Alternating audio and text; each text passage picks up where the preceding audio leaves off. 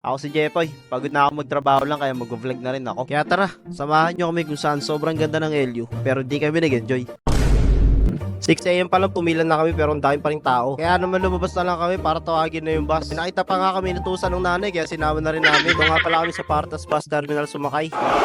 Kung binilang na ni kuya kung sinong present, umalis na rin kami.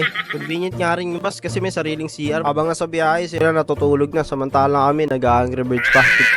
Naray ko nga rin pala tong location pero andun pa rin kami, di umaalis. Ito nga pala kami bumaba sa sikat na 7-Eleven tapos nag-tricycle lang kami papunta. Accommodation, nakakala namin maganda kasi sa picture maayos siya pero pagdating namin, Nani? Tapos yung aircon may additional 1,000 bayad di kasama sa accommodation. Ano kaya yun? Aray ko! May daanan pa ng tik-tik sa taas. After mag-base, umalis kami para magtanghalian dito sa Dampa. After namin maging food critics dito sa Dampa, umalis kami para maghanap ng accommodation. Kung nakahanap na kami, bumalik nga kami para kunin yung gamit. Nag-tricycle lang nga kami para pumunta dito sa San Juan Hostel. Kita nga sa mga ngiti nila na makakatulog sila ng maimbing. Kita nga sa itsura ko na sobrang pagod na ako. Nung nakita na nga namin yung room, natanggal yung feeling na parang kawawa kami.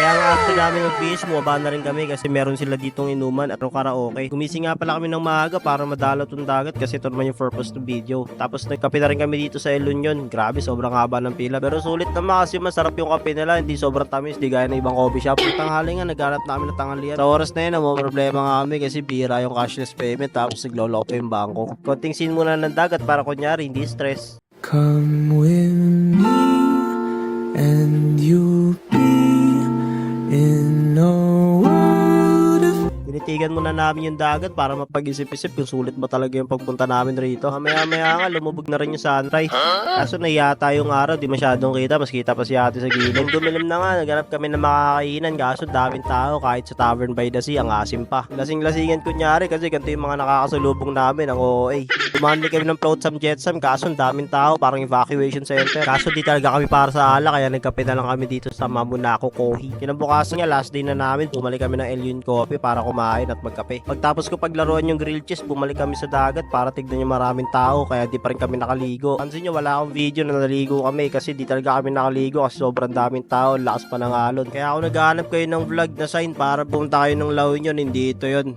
Yun lang.